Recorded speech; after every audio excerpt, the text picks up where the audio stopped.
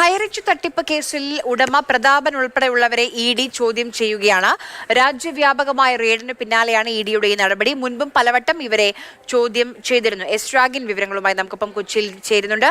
രാഗിൻ, പറയൂ വിവരങ്ങൾ. ഹൈറിച്ച് തട്ടിപ്പ് കേസിൽ നടപടിക്രമങ്ങൾ ത്വരിതപ്പെടുത്തുകയാണ് എൻഫോഴ്സ്മെന്റ് ഡയറക്ടറേറ്റ്. കഴിഞ്ഞ ദിവസം ഛത്തീസ്ഗഡ്, മഹാരാഷ്ട്ര, കേരള ഈ 3 സംസ്ഥാനങ്ങൾ കേന്ദ്രീകരിച്ചുള്ള വ്യാപക പരിശോധന നടത്തിയിരുന്നു. അതിന് പിന്നാലെയാണ് ഇവരെ ഇപ്പോൾ ചോദ്യം ചെയ്തുകൊണ്ടിരിക്കുന്നത്.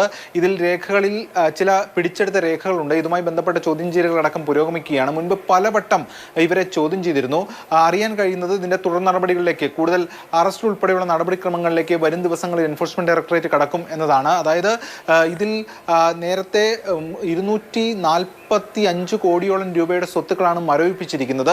കൂടാതെ ലക്ഷക്കണക്കിന് രൂപയും അതോടൊപ്പം തന്നെ സ്വർണവും അടക്കം പിടിച്ചെടുത്തിരുന്നു. വിവിധ ആളുകളിൽ നിന്ന് ഇത്രയധികം രൂപ സമാഹരിക്കുകയാണ് ഇവർ ചെയ്തിട്ടുള്ളത്. മണി ചെയിൻ മാതൃകയിലാണ് ഈ തട്ടിപ്പ് നടത്തിയത്. മാത്രമല്ല ക്രിപ്റ്റോ കറൻസി വഴിയും ഇവർ പണം സമാഹരിച്ചിട്ടുണ്ട്.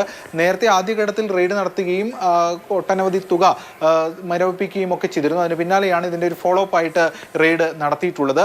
ഇതിൽ നേരത്തെ പോലീസ് അടക്കം റിപ്പോർട്ടും നൽകിയിരുന്നതാണ്. എന്തായാലും വിശദമായിട്ടൊരു അന്വേഷണത്തിലേക്കാണ് എൻഫോഴ്സ്മെന്റ് ഡയറക്ടറേറ്റ് ഒരു ചെറിയ ഇടവേളയ്ക്ക് ശേഷം കടന്നിരിക്കുന്നത്.